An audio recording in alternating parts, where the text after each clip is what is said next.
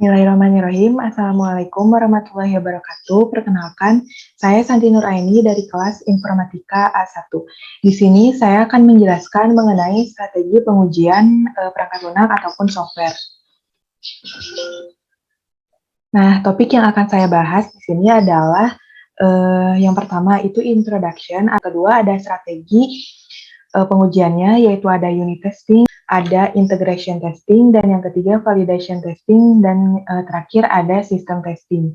Apa sih strategi pengujian perangkat lunak? Nah, strategi pengujian perangkat lunak ini adalah sebuah metode pengujian software yang mengintegrasikan metode desain kasus pengujian software ke dalam langkah-langkah, yang mana langkah-langkah ini tersusun rapi sehingga menghasilkan konstruksi software yang sukses.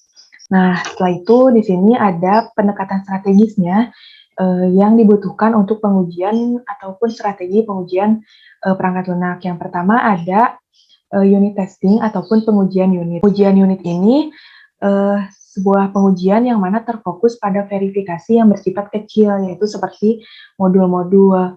Nah, juga menggunakan sistem white box testing. Nah, di sini teknik-teknik dalam pengujian unit itu ada 3, ada black box, ada white box, dan ada gray box. Black box ini lebih ke inputan dan outputan dari software. Jadi yang kedua ada white box testing. Nah, white box testing ini lebih difokuskan pada internalnya, yaitu seperti jalur yang rusak, kemudian data flow, dan test case yang diperlukan pada pengujian ini tentunya misalnya tipe data yang salah, pengetikan yang tidak teratur, ada inisialisasi yang salah, ataupun nilai-nilai default. Kemudian yang terakhir ada gray box testing. Nah, gray box testing ini merupakan sebuah gabungan yaitu dari teknik black box testing dan white box. Unit testing ini penting. Nah, karena dengan adanya unit testing ini tentunya dapat mempermudah para pengguna ataupun pengembangnya, serta dengan adanya unit testing ini, developer itu dapat memahami basis kode dan juga memungkinkan bisa melakukan perubahan secara cepat. Nah, setelah itu yang kedua ada pengujian integrasi. Integrasi ataupun integration testing ini adalah sebuah pengujian yang difokuskan pada gabungan unit-unit modul yang terdapat pada kesatuan fungsional. Pengujian testing ini juga merupakan sebuah pengujian yang terfokus pada perancangan awal perangkat lunak, serta dilakukan untuk menemukan kesalahan-kesalahan antar modulnya. Pengujian integrasi ini menggunakan metode white box dan black box. Pada pengujian integrasi terdapat 2 metode. Yang pertama ada incremental dan ada non-incremental. Metode incremental sendiri adalah sebuah metode ini dilakukan secara berurutan ataupun bertahap. Metode non-incremental adalah sebuah metode yang mana menggunakan cara penggabungan langsung modul-modul yang terlibat. Di sini ada metode Big Bang Integration. Nah, pada Big Bang Integration ini menggunakan metode non-incremental strategi. Nah, setiap modulnya itu dites secara terpisah, kemudian diintegrasikan dan dites sebagai suatu kesatuan. Kelebihan dari Big Bang Integration ini juga cocok untuk sebuah aplikasi ataupun perangkat lunak yang tidak kompleks. Kerugiannya itu integration testing dari Big Bang Integration ini bisa dimulai ketika semua modul sudah siap. Kesalahannya juga bisa dari interface-nya, kemudian kesulitan dalam melakukan lokalisasinya. Selanjutnya ada top-down integration, menggunakan suatu metode incremental strategi, yaitu metodenya itu bertahap, yaitu incremental strategi dan dimulai dengan modul ataupun komponen yang level tertinggi. Jadi pada level tertinggi dimulai sampai ke level terendah, lalu diulangi sampai satu set modul terbawah berhasil dites. Pada top-down integration ini terdapat proses integrasi. Nah, proses integrasinya ini termasuk kritikal modul yang dilakukan pertama, dan modul itu kalau misalkan belum siap, bisa dilakukan ataupun diabaikan terlebih dahulu. Untuk kelebihannya, yaitu lokalisasi kesalahannya itu mudah ditemukan, mampu sebagai prototipe awal. Kemudian juga mampu menguji modul yang telah siap terlebih dahulu. Kesalahan yang utamanya juga bisa ditemukan di awal. Kemudian untuk kerugiannya, tentunya semakin bawah keakuratan pengujian akan semakin berkurang. Nah, bottom-up integration ini menggunakan metode incremental strategi, yaitu bertahap. Namun, modul yang dimulai di sini adalah modul terendah, dites terlebih dahulu, lalu ke modul yang tertinggi, sampai satu set modul teratas berhasil dites.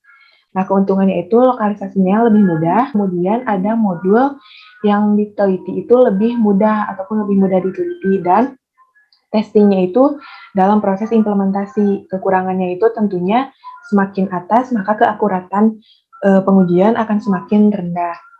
Selanjutnya ada sandwich integration. Nah, sandwich integration ini campuran antara modul ataupun antara metode bottom up dan metode top down. Nah, jadi bersifat middle ataupun tengah-tengah. Selanjutnya ada pengujian validasi atau validation testing. Nah, validation testing ini akan bisa dilakukan jika semua kesalahan telah diperbaiki. Nah, maka validation testing ini bisa dilakukan, serta pengujian validasi juga dikatakan berhasil jika semua software sudah memenuhi keinginan pengguna ataupun pemakainya. Nah, validasi perangkat lunak atau software ini merupakan sebuah teknik yang teknik black box. Nah, pada pengujian ini juga terbagi menjadi dua, yaitu yang pertama ada alpha testing dan beta testing. Nah, untuk alpha testing sendiri adalah sebuah pengujian yang dilakukan oleh pemakai ataupun pengembangnya, yaitu menggunakan lingkungan atau dites ataupun diuji di lingkungan yang terkendali. Jadi hanya pemakai ataupun pengembang yang mengujinya. Nah, kemudian yang kedua ada beta testing. Beta testing ini dilakukan pada lingkungan pemakai ataupun penggunanya. Jadi sudah tidak lagi dikendalikan oleh si pengembangnya. Selanjutnya ada pengujian sistem atau sistem testing. Nah, pada sistem testing ini merupakan sebuah pengujian yang sangat penting karena pada pengujian ini dilakukan pada seluruh sistem komputer ataupun perangkat lunak. Pada pengujian ini dilakukan oleh pengembang satu dengan pengembang lainnya untuk menguji perangkat lunaknya.